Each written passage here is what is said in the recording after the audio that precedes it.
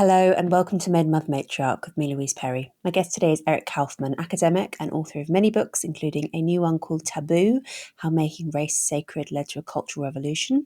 We spoke about why wokeness isn't actually necessarily an elite phenomenon, at least according to the data, why women have moved to the left in a way that men haven't, at least in younger age groups, and also in the extended version about whether or not blank slate beliefs necessarily lead to woke beliefs. That extended version of the episode is available at louiseperry.substack.com, where, as always, you can also find the the back catalogue of extended episodes, the MMM chat community, and also the bonus episodes that I do with my husband. Enjoy. Many of you will know that Christianity is a subject of fascination for me, and the role of Christianity in shaping the modern world is a theme I return to again and again on the podcast. My view is that we really can't understand the world or ourselves without getting to grips with it, which is why I'm very glad to point you towards a new online course called 321. It's an introduction to Christianity that's imaginative, thoughtful, engaging. It assumes absolutely no prior knowledge. It's presented by the wonderful Glenn Scrivener, who has been a guest on the MMM podcast previously, and I've also been a guest on his show. Glenn presents 8 video-led sessions which are based around some beautiful animated stories that illustrate the Christian message. You can check it out for free at 321course.com/MMM. Just enter your email, choose a password, and you're in. There's no spam, there's no fees. Just visit 321course.com/MMM. And now onto the show.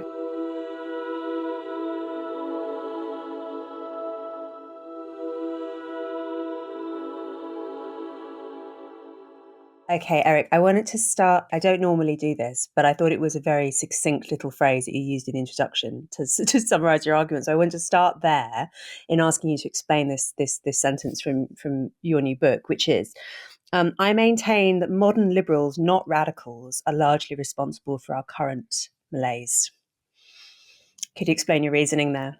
Definitely, yeah. So we've had a number of books which and from all sides of the political spectrum, which suggest that radicals have somehow hijacked a previously liberal culture, and that's why we have a free speech crisis. You can read that, that comes out of Yasha Monk's book. It comes out of Chris Rufo's book, this idea that the radicals engaged in some sort of conquest of the institutions, and my view is actually that in fact, it is left liberalism. And so the term liberal in the United States means leftist, but I still think it has a resonance even in Britain, because liberalism in the 20th century means something quite different from John Stuart Mill or John Locke or these other classical liberal authors. That in the 20th century, we actually had liberalism borrowing a lot from the left, and you have a fusion of liberal and left idea, and that's modern liberalism. Now, modern liberalism is, to me, that's the real on-the-ground actual liberalism that most people in elite institutions buy into. Mm-hmm. It's not about revolution and overthrowing society and overthrowing capitalism. They've made their peace with capitalism, but it is about radical egalitarianism on culture, actually, even though that's not something they admit necessarily or are explicit about.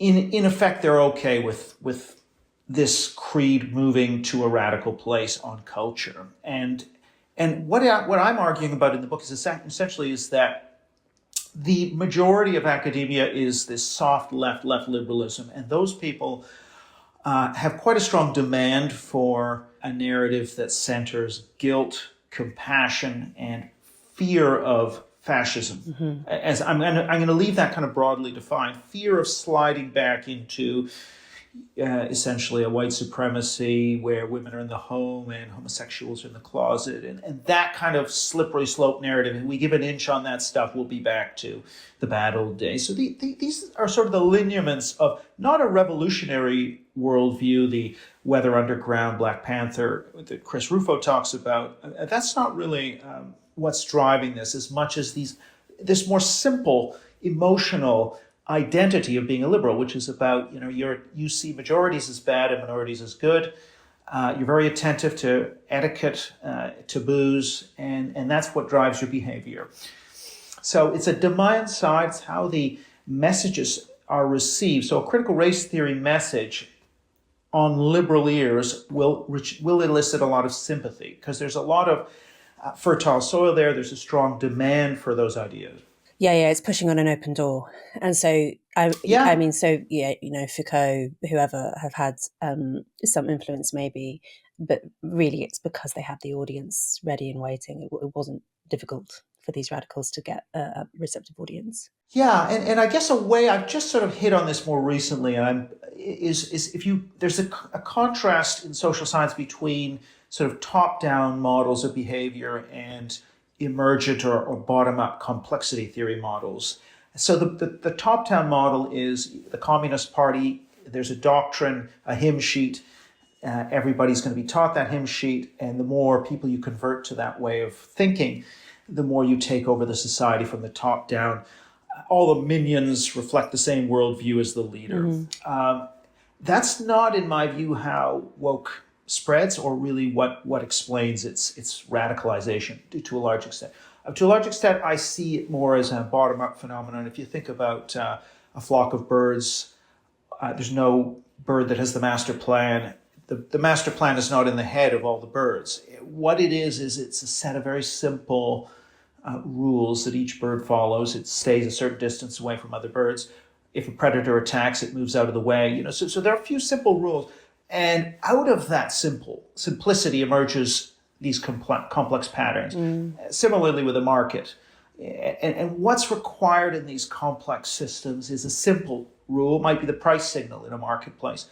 Now, what is it in terms of the woke complex? Well, so what I'm saying is you get to woke behavior not because everyone has a plan of wanting to install critical race theory and, socialism failed because the working class didn't rise up, so we're going to do cultural socialism. That's not, I think, how this happens. I think this largely happens because every left liberal is following a very simple rule, which is that I will not be outflanked on my sympathy for a historically marginalized group. I may even demonstrate virtue by showing how much of an ally I am to such a group. And so like these birds, what they're doing is if there's a radical that pushes the envelope, they all flock in behind. And each time there's a move, there's a flocking in behind. And so what you eventually get is this thing just ratcheting towards crazy. Now, sometimes the critical race theorists can weaponize that whole apparatus because the liberals will fall in behind the critical race theorists.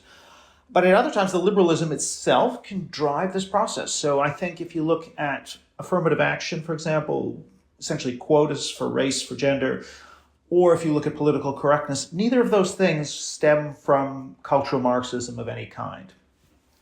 So the system can also generate its own radicalism, or it can just follow in behind a critical theorist. But the point is, it's the system and the enabling properties of that left liberal system that I'm arguing is really the driver, and not so much a few radicals. I mean, so when you say bottom up, we're still not talking, this isn't being generated by the proletariat or whatever, right? To stick with Marxist terminology, this is still coming from an elite. It's just like a, top 20% kind of socioeconomic group.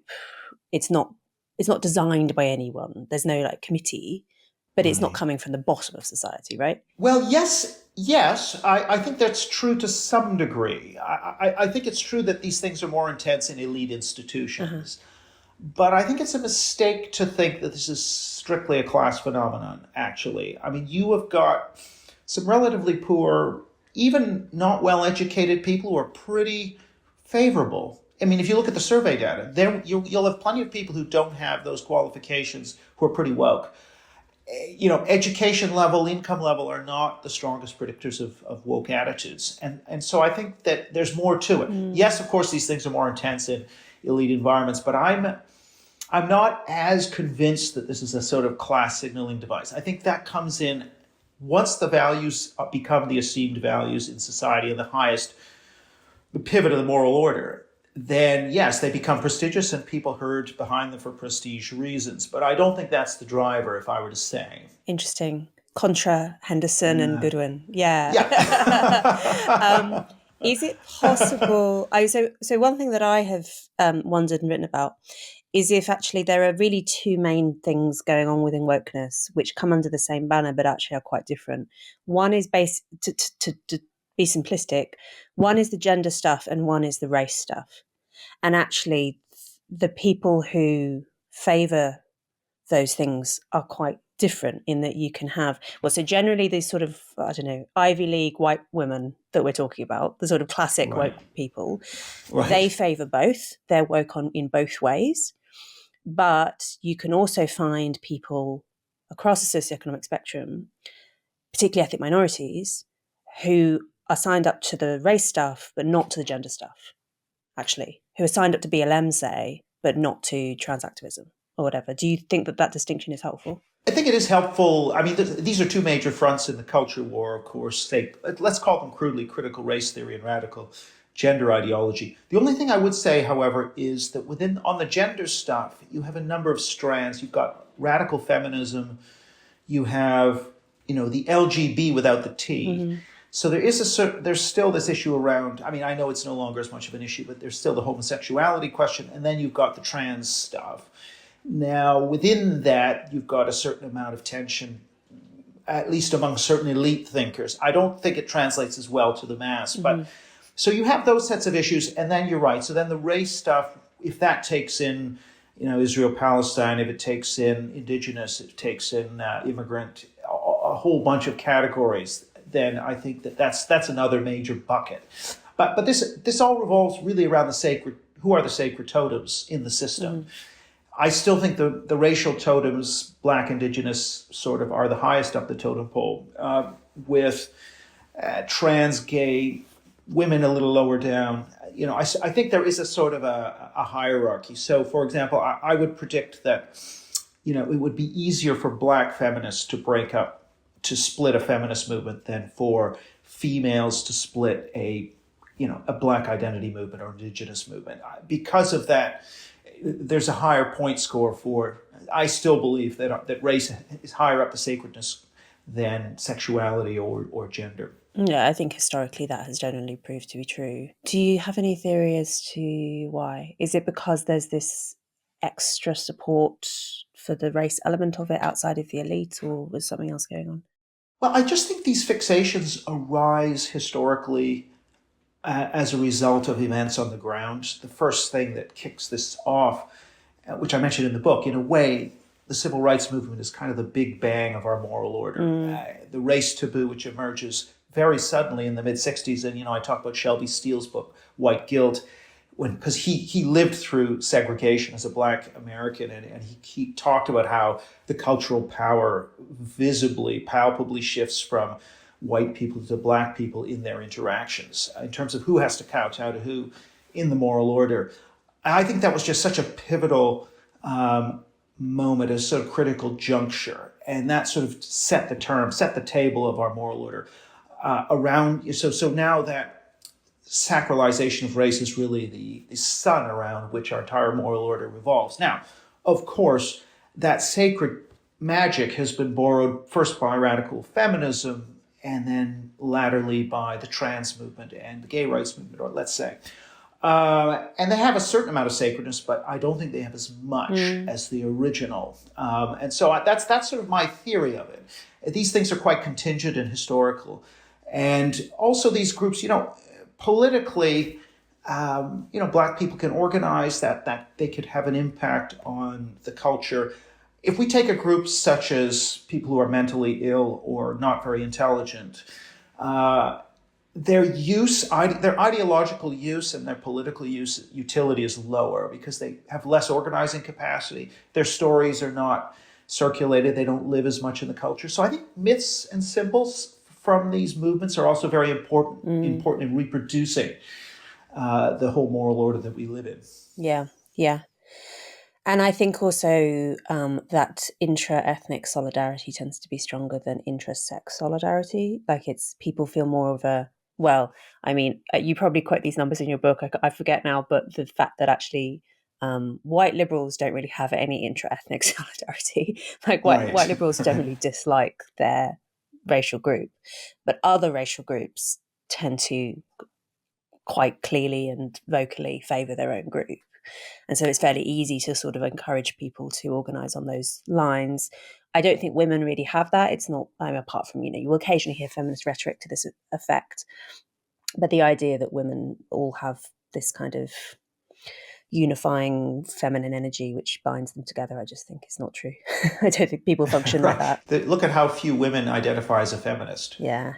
Single digits in most places. I think, there is a female identity, but in terms of, myths and symbols that transcend generations that are attached to civilizational story, it's just weaker, I would say, in terms of an organizing unit. Yeah. So that would be one reason is it may be less useful then for political movements. Something I found interesting in your book was when you're writing about mental illness. So it's fairly well known, I think, now that white liberal women in particular are particularly likely. It's like 50% of them in a certain age category have been diagnosed with a psychiatric condition at some point, much higher. And like conservative men of the same age is like 10% or something, big difference. And also for LGBT. And something that you mentioned that I thought was interesting is that if you ask students who are kind of hold to woke beliefs about race, who are themselves from ethnic minorities, they're not mentally ill. They're fine. They seem to be completely like mentally normal. And I think that's because they're actually just sort of behaving normally. Like outside of weird societies, just being sort of self-interested about your own ethnic group is actually just normal human behavior. It's not in any way expressive of like being psychologically unstable. Whereas for some reason with the weird activist group, at least when it comes to women and LGBT, they're clearly not completely psychologically normal. Like there's something going on. Yeah, I think that's right. I mean, it's really one of these very interesting things that's going on amongst young people, because it's very much concentrated amongst younger women. But it's, if you look at the LGBT phenomenon, for example, which is, in some surveys we're getting 25-30% LGBT identification amongst young people. And it's you could actually look at surveys like the GSS, which has been running since the 70s in the US, which talk about sexual partners. And you can see that it's the LGBT identifiers who have heterosexual or normal kind of sexual behavior that have the greatest mental issues. Whereas your conventional gay or lesbian who's in a same-sex relationship reports fewer mental health problems. And I think that's kind of illustrative, is that I think my argument is there's something in the culture. If the culture is pushing you to be divergent and different from a norm in some way, to be changing genders, to depart from heteronormativity, I think that's a sort of anxiety-inducing move. And so I think we've got this culture that values difference, and it also values victimhood. Lukianoff and Haidt in The Coddling of the American Mind talk a lot about this idea of free-range kids and kids not being allowed to play outside when they were young, and hyper-parenting leading to a sort of lack of resilience, but also this culture of the other thing is, of course, screen time and the rise of social media, isolating people and making them not sleep. So we have these kind of effects of social media. Jonathan Haidt's new book also talks about this, in leading to mental health problems directly. And then they almost suggest perhaps that kind of mental health crisis is what's led to the free speech crisis. Now, it is true that within the book, there is also the counter, which is that there are a set of bad ideas and great untruths.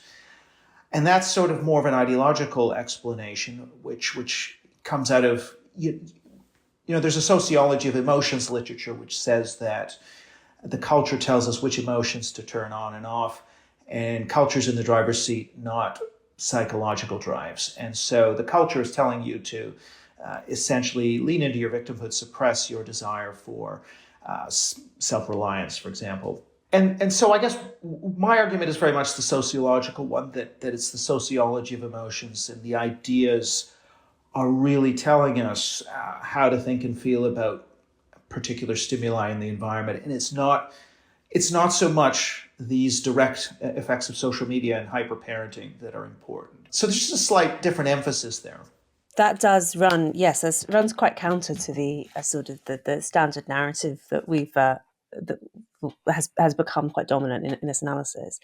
But your reading of it, at what stage is this being introduced to? If it's not being introduced at universities, if it's not being introduced via parents or social media, what is it? How are the kids getting so woke? Well, okay, so here's here's the chronology really, is that this stuff was already rife in academia, in the gender studies, in the Black studies departments, and even in the sociology and anthropology. So you had this stuff in academia.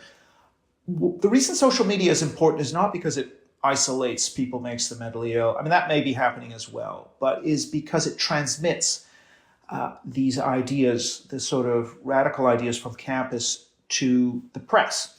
And so if you look at the New York Times or Washington Post or other outlets, or even in the UK, if you look at newspapers, they suddenly, the use of these terms around white supremacy and radical gender ideology just takes off in the mid-2010s, whereas in academia, there was a lot of talk about those already in the 70s, 80s, 90s, 2000s. And so it's a convergence. And that's why social media is important as a sort of social technology, which is allowing the virus to escape from the lab, which is the university campus, into the wider culture. And once it's in the media, it's also in to the youth culture via, Tumblr and initially, and via sort of Instagram and TikTok and various other places. And so then it's, in fact, once it infects the youth culture, it's then getting into the schools, and that's how the young people are getting it. And so you get this sudden infusion of these woke ideas off campus in the mid-2010s. And so I've got some graphs from David Rosado, who's tracked this in hundreds of millions of 25 million academic abstracts and 150 million stories in the press. You could see that these lines of frequency just suddenly converge in the 2010s. They were already very high for academia and books, but not for the press. The press had been much less inclined to run with this radical stuff. But the combination of social media plus a more clickbait model of journalism, which Bachung or Sargon talks about, you're making money off clicks and virality in social media. So mainstream news gets a lot more partisan and a lot more ideological. And they're looking for this kind of angle, sort of dumbed down critical theory, which just comes off campus and becomes repurposed into the general culture. And suddenly, as Andrew Sullivan says, we all live on campus now. Would that explain, therefore, why this is not just an elite phenomenon? If this isn't just being disseminated through universities, which is the standard way of explaining it, would that support your thesis that actually this is much more widespread than just confined to the top 20% socioeconomically or whatever? Yeah, I think it's more like a virus that you could be exposed to it in school, you could be exposed to it in your social media feed, or through a pop culture influencer. And so it doesn't require you to inhabit an elite institution or even to be elite yourself. And I think it's very similar to something like support for populism or Trump support, where the impact of education in class is usually overplayed.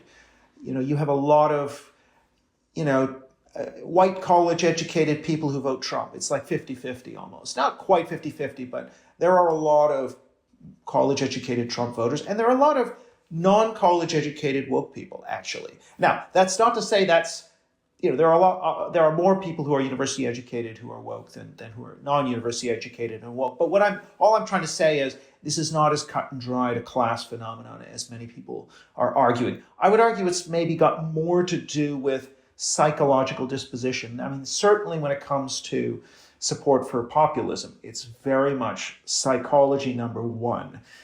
Do you see differences disorderly? Do you see change as loss? Or do you see change as interesting? I mean, this is heavily psychological, and it's only partially class or even education based. It's just that education is the best sociological predictor we have. But once you get into the attitude questions, those blow out the sociological ones. And so I guess I'm just saying we need to exercise more caution in talking about this as a class issue, which I actually think is if it's correct, it's only correct to a very small degree. Interesting. To what extent is it a gender issue? Because this well-publicized gap between young men and young women, is sex actually a better predictor than class and education, do you think? I think that gender is a better predictor than class or education, yes. And the reason for that, what is the reason for that? I mean, the gender gap, sorry, I should qualify. Gender is a better predictor amongst young people. The gender gap amongst older people is generally not that great. So now, and so we have, if we're going to talk about women being more sympathetic to woke, we have to be able to explain why it's only younger women and not older women who are manifesting this. And likewise, if we look back at the HERI, which is a sort of 100,000 18-year-olds going to university across the U.S., surveyed every year.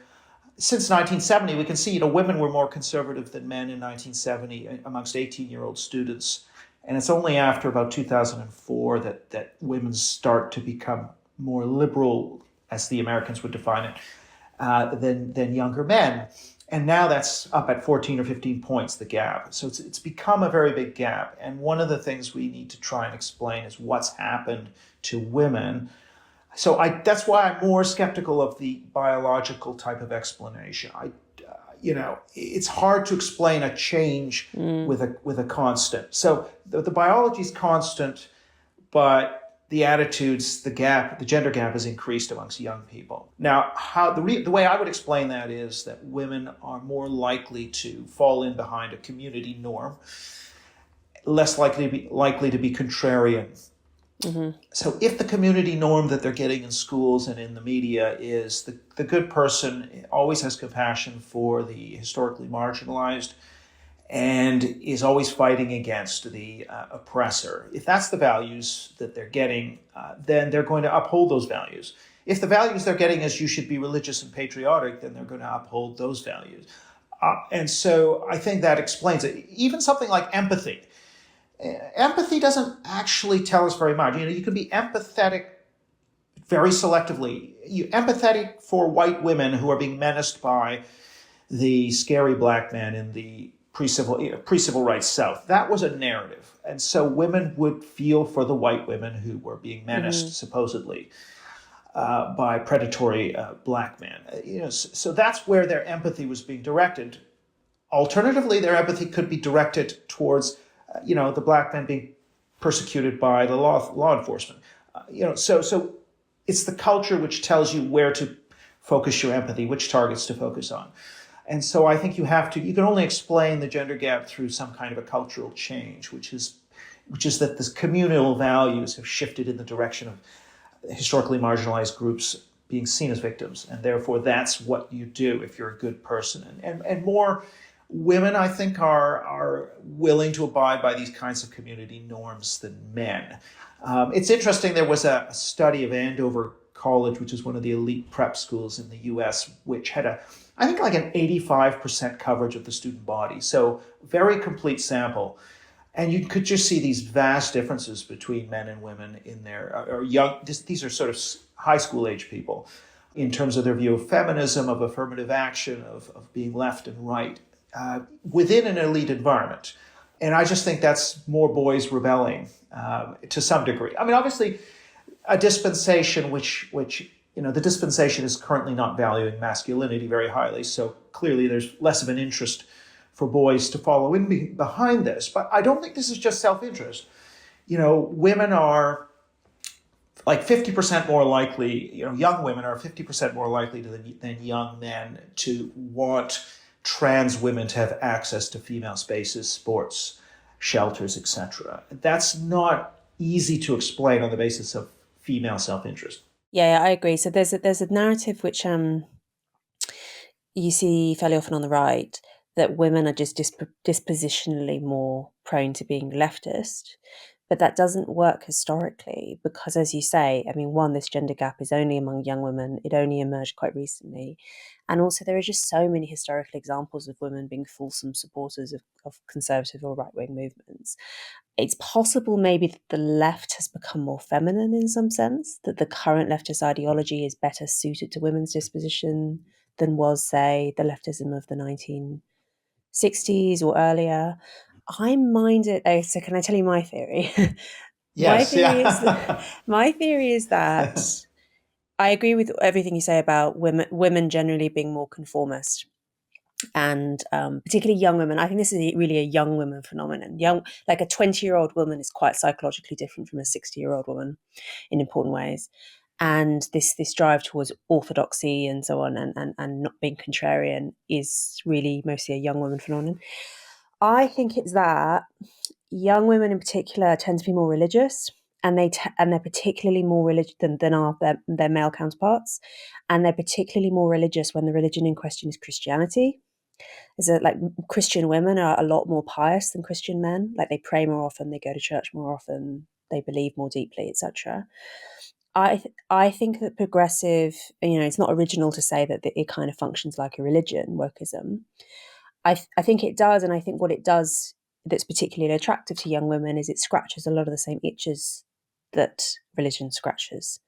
So they like it for that reason. They like it because it's religion-like, and that's why it attracts a group of people who like religion and who like Christian styles of religion, and who are living through an era of dechristianization, and so they don't actually have a proper religious alternative necessarily.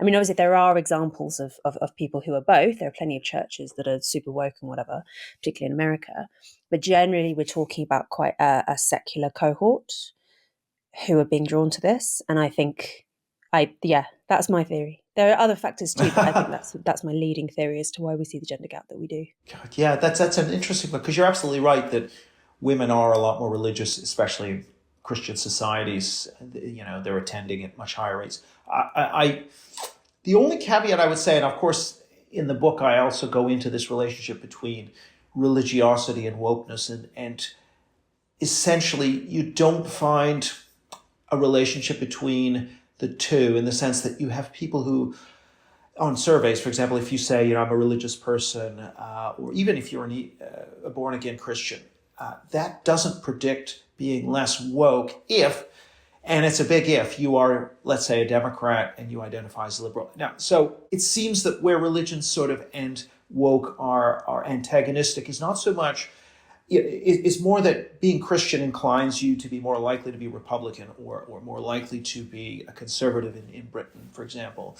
And that it's being a conservative or a Republican that's really the bulwark against wokeness. If you're a Democrat and you identify as liberal, you can be super religious and you could be very woke at the same time. And in fact, one of the other questions Pew had was whether you get a lot of meaning from politics. And once again, if you take people on the left, those who are religious get a lot of meaning out of religion, are as or more likely to get a lot of meaning out of politics. And again, so I guess I would say I'm just not sure that woke is substituting for religion amongst people who've decided that they're going to be liberal and Democrat or whatever in their political leanings.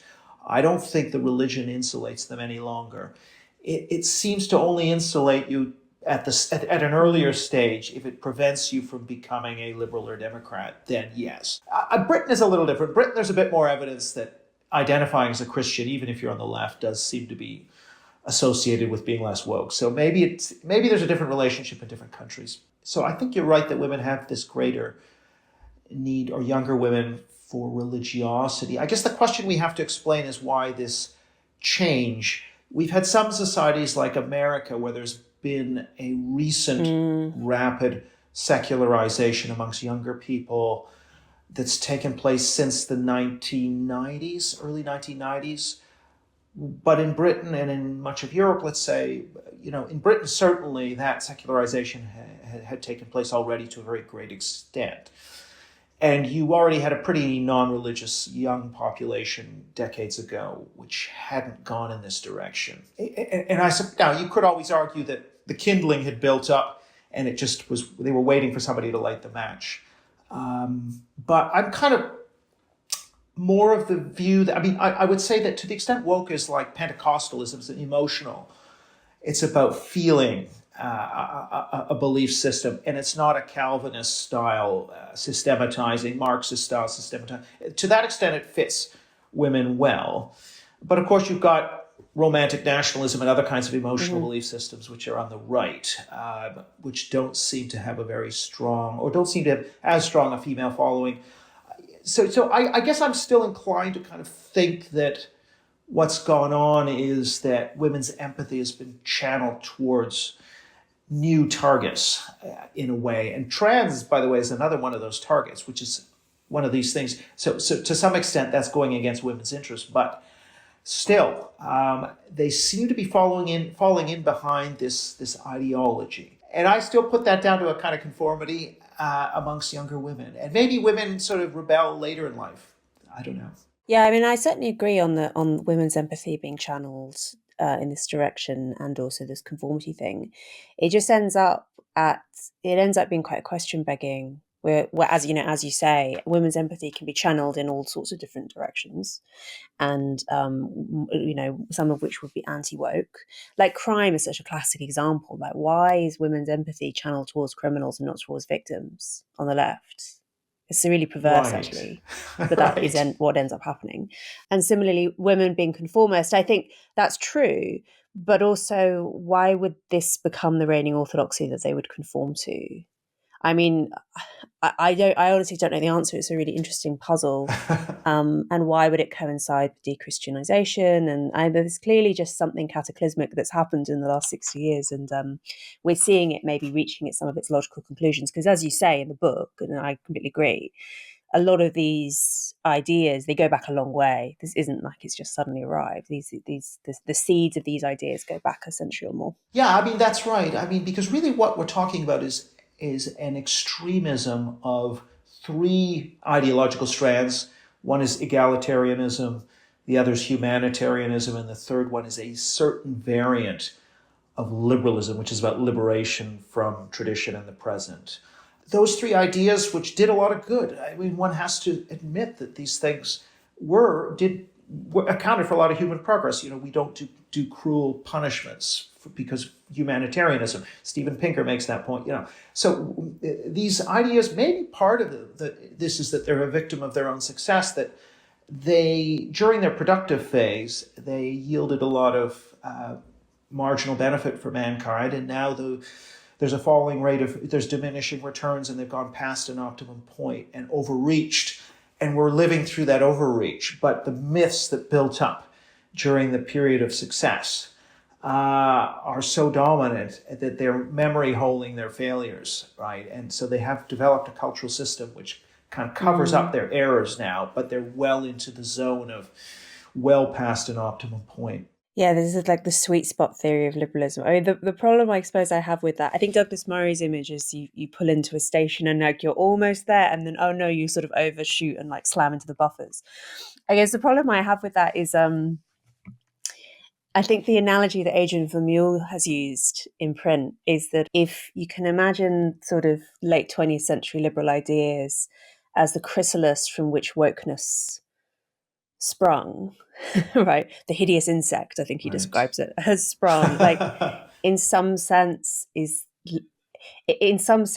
should those liberal ideas not be condemned on that basis? If this is their inevitable conclusion, the craziness that we're now seeing, does that not make those ideas suspect in some sense? Is there not some deeper problem with them? Well, I don't think so, in the sense that I think it's like fire. You need it to warm your hands, but if you put your hands into the fire, then they're going to be burnt. So a lot of ideas have a kind of optimal. You could say the same about nationalism or even socialism to some extent. So I'm more of the view that liberalism can be rescued. So I'm not a real post-liberal in that sense. I think the problem is this shift from what Isaiah Berlin would call negative liberalism, which is I can swing my hand until it hits your nose, but that's as far as my freedom goes. That version of procedural liberalism, I think, is a good idea, and it's the basis for the good society. But of course, there's this other species called positive liberalism, which is about a perfectionist ideal. It's not you can be free to wear what you want. It's you must be wearing something different from the majority, or it's not like you can break from tradition. It's you must be post-traditional. You see the difference in emphasis there, and it's that flip from. Or we could talk about pronouns. You can list your pronouns versus it's good practice to have your pronouns. Why don't you have your pronouns in?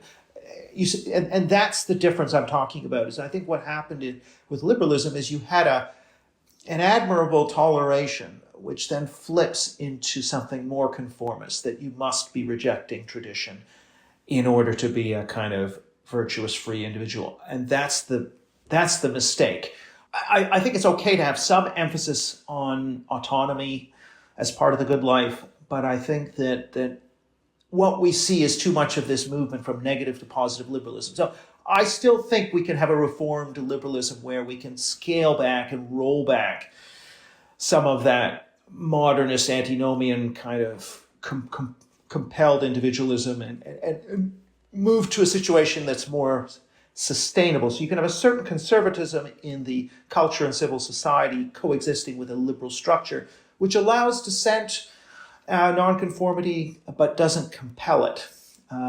We've now moved into a situation where the sort of weird and the queer have been elevated as the ideal. So one argument against the more optimistic liberal view, the idea that we can just return to the kind of optimum point in, 1985 or something, is that if you believe... Well, okay, so that right. So I think that there are basically two questions at play, and your answer to each of those questions is very important in terms of how you look at all of this. So one question is, how comfortable are you with hierarchies? Do you think that hierarchies are inherently bad? Which is, I think, a quite a fundamental left-right split. The left would say, no, hierarchies are always suspect. Even hierarchies as natural as, say, as those between, say, parents and children. That the idea of having one group of people having authority over another gives them the heebie-jeebies, whereas the right are generally okay with hierarchy, at least to some degree.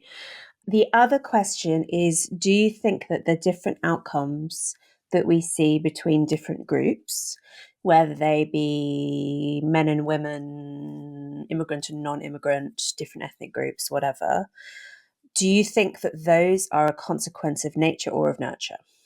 That's the other question.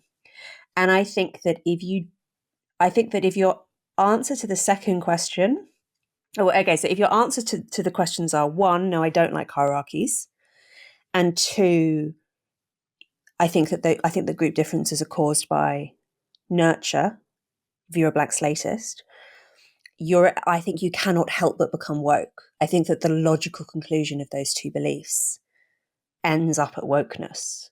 Interesting.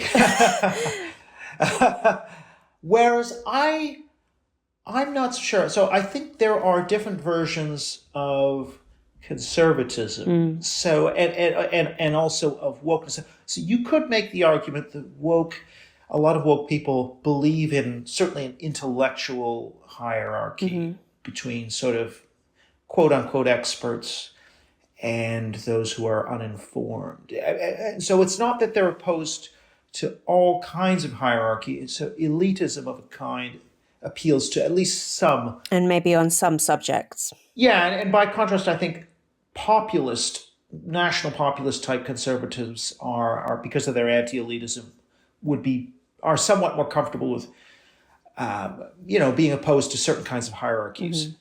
So I guess it depends which hierarchies. I guess the more left-wing one would be the intellectual hierarchy, and the more right-wing one might be, I don't know, that there's a dominant ethnic group or set of values that everyone should adhere to, perhaps. And so I think there's room for a certain amount of mix and match similarly on the blank slate, where, you take an issue.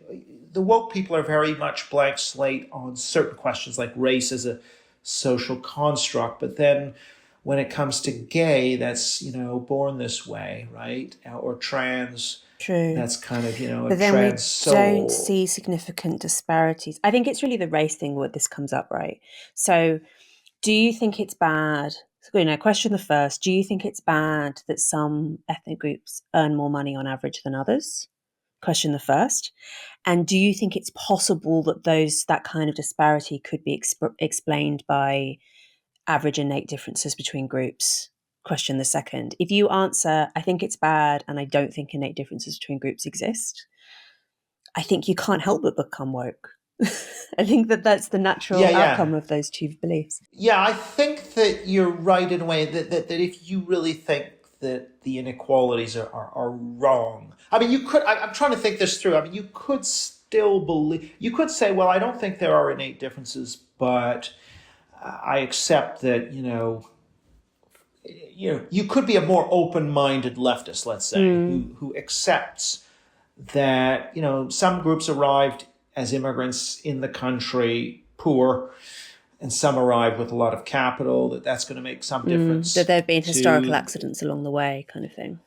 Yeah, and also, perhaps certain cultural, you might, obviously most woke people don't accept culture either, but you could take a Thomas Sowell type approach, right, and accept that a culture of more bourgeois values, used to characterize African American populations, that's been lost, and that's why we see the problems we do, and still be very motivated by wanting to reduce racial inequality. But so I guess now I think there is, if you're the kind of person who says any racial inequality is ipso facto, disparities equals discrimination. If you're a Kendi type, then no, of course, you're immediately going to reach for systemic racism as the explanation.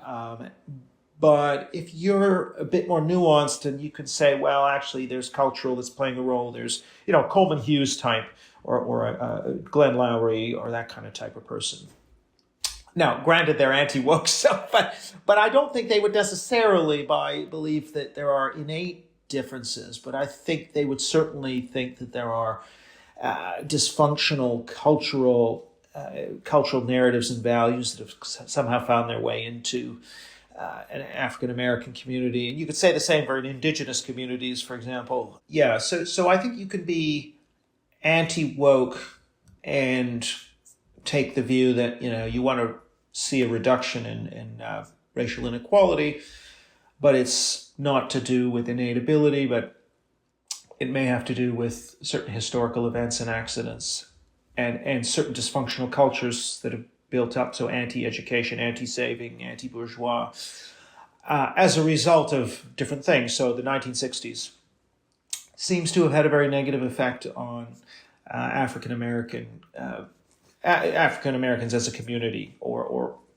perhaps we could argue, the similar thing for indigenous, although I think that's a bit trickier in some ways. But still, you could argue that the problem is fundamentally a dysfunctional culture, which has arisen for whatever reason, but it's being reproduced. Now, that would also get you canceled in a way. Yeah.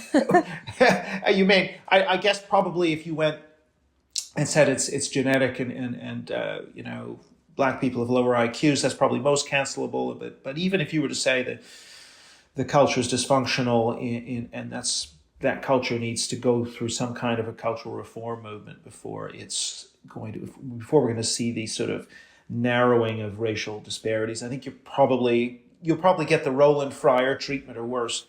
The episode is not over. There is another maybe 30 minutes of content, but it is behind a paywall. If you would like access to that content, if you would like to show support for the show, paid subscriptions are what keep it on the road. Allow me to pay my producers, put food on the table, all that important stuff. The extended version of the podcast is available at my Substack, louiseperry.substack.com. That's where you can also find, as I say every week, bonus episodes, extended episodes, the MMM chat community, all of this. Please sign up for a paid subscription. It makes such an enormous difference to my ability to keep producing the podcast and grow it even bigger, produce more episodes, all that good stuff. There are other ways that you can show your support for the show as well. You can rate and review us on Apple Podcasts. You can like us on YouTube. You can tell your friends and family how much you like the show. If you find it valuable, all of these things make an enormous difference to our ability to keep making it. Thank you so much.